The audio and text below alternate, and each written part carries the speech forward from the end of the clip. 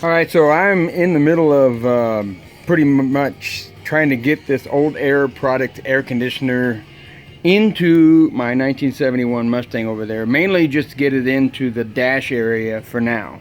That's my main goal as of right now. And then I've got some body work and all kinds of other stuff to do.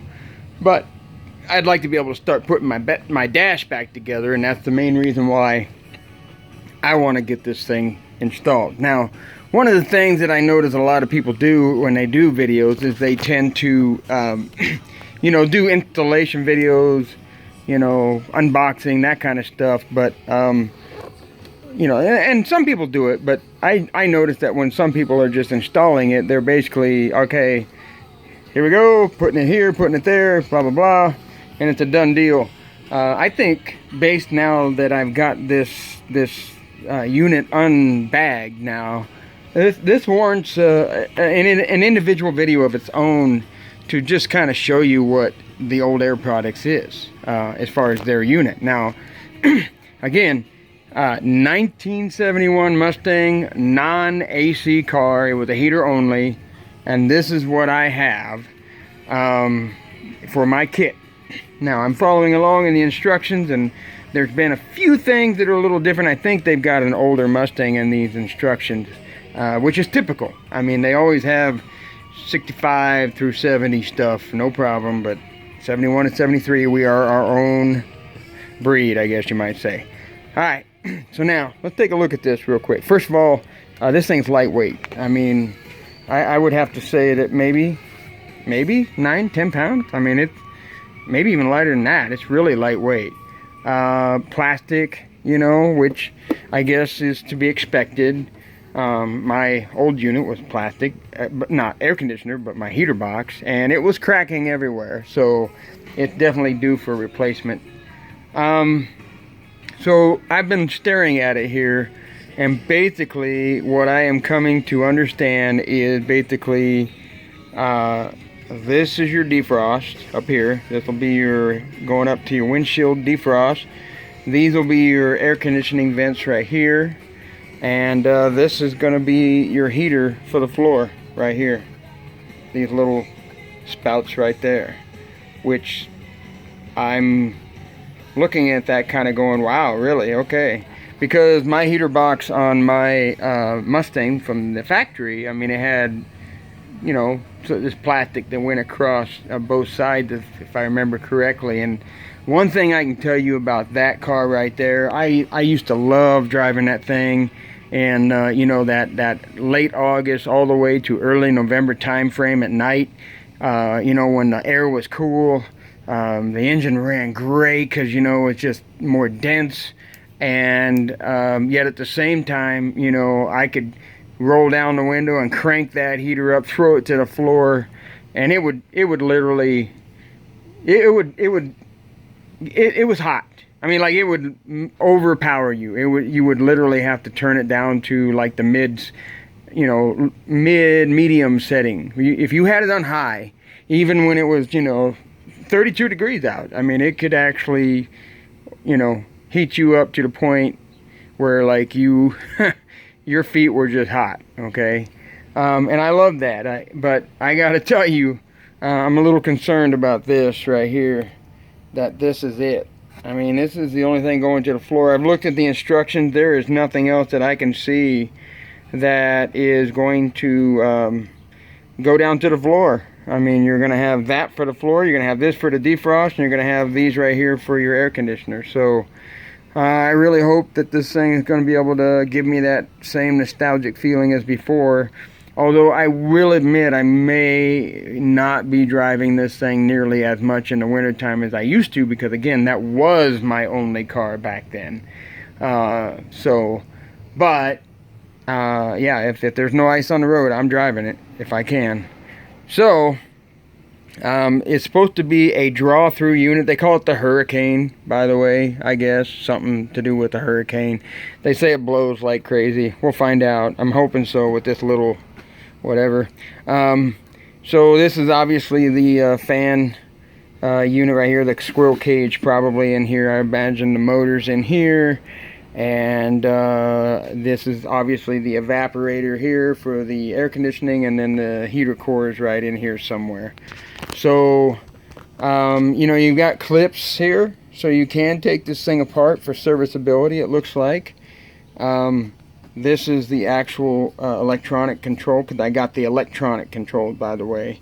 So this is the actuator servo that's going to open up this door right here to allow everything to blow through this direction when it comes time to do that.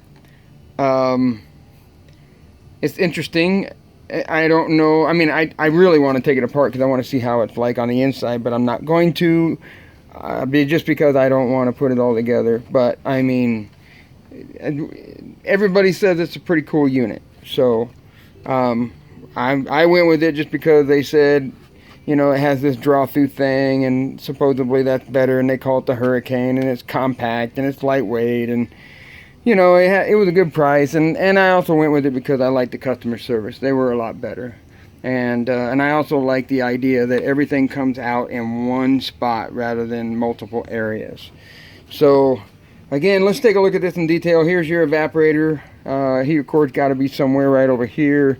This is your squirrel cage, so the fan motor's got to be in this direction area here. This is your ground right here that you got to hook up to a good solid ground. This is obviously your motor for your blower. This here is the servo again for opening up this door for the AC, and probably mixing it, you know, to blow up here in the defrost, or down here, you know, for the floor. Here's the drain valve on the bottom here. Now they had it wrapped up pretty good. They got this they had this piece of bubble wrap here across the bottom of this, so they were protecting that really well, so that's good. They got them rivet nuts right here. This is what's going to bolt to that mounting plate that's in the car right at this moment. I need to actually now go get that out so I can put this on there, because now what they want you to do is put this on that mounting plate and then actually put it in the car and mark the location for the drain, which is where'd that go? Oh, there it is. This thing right here, this piece of hose right there. Now they say not to take that staple out. I'm not going to, but I don't know about y'all, but that is one long piece of hose. I'm gonna check and see how far that runs down. But that's what they say goes on here to drain the evaporator when it starts sweating. And again, like I was saying before, cool thing about this unit is that everything comes out here all in one spot. So I really like that. That was one of the other reasons why I got this one. So apparently, to take this upper piece off, it's pretty simple. It looks like you take that screw out right there, and I don't know if this camera's going to show it, but there's some Velcro, like commercial like Velcro right there, and you'll just pop that off and take that screw out, and this whole thing will come off on the upper portion here. So that's how this can come off if for whatever reason you wanted to separate it to service it later. You could leave all your hoses and everything hooked up while you remove the bottom unit and do, you know, electric motor replacement or heater core or whatever needs to be fixed on it. And then of course this is the infamous grommet that goes into the firewall. So this here gets, you know, slipped over the top of all this and goes in there and plugs the exterior from the interior. So that is pretty much it for this unit right here. This is again an old air products air conditioning unit for a 71 Mustang, possibly even more than that, because it says evaporator center assembly for Mustang electric. So maybe it is for multiple type applications, but apparently it's supposed to fit my 1971. So again, a little bit of a insight on this unit here, and now hopefully, you know, some of those of you that are watching this can you know, maybe make a decision on whether or not you want the old air products, or you want to go with you know, classic vintage or resto mod air. But I went with old air, and and I'll fully admit I'm really more interested in the air conditioner than I am the heater. I mean, if the heater is a little disappointing or whatever, I guess I can probably deal with that, because most of the time it's going to be parked here in the garage and it's going to be warm by the time I get out there, and it won't take much to keep it warm. But I do remember that old heater, man. That thing, holy crap, that thing would smoke you out of there, baby. I mean, it got hot. So we'll just have to see how this one performs. But I am a little, quote, at the moment, unimpressed with, if that's the floor heater type thing, and that's the only place it comes out. I mean, you know, usually by the time you put it down to the floor, the only reason why you're doing that is because you've already got the window defrosted and you're just trying to keep it, you know, warm and maintained. I haven't even heard this thing. I don't know how noisy this thing's going to be or anything.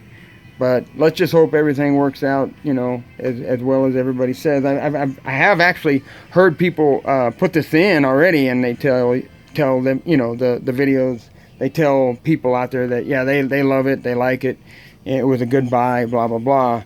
But this one here, I just wanted to make sure everybody knew exactly how this thing was made, so you can decide for yourself if this is where you want to go. So like and subscribe. I'm going to be giving you a lot more, and we'll talk to you later.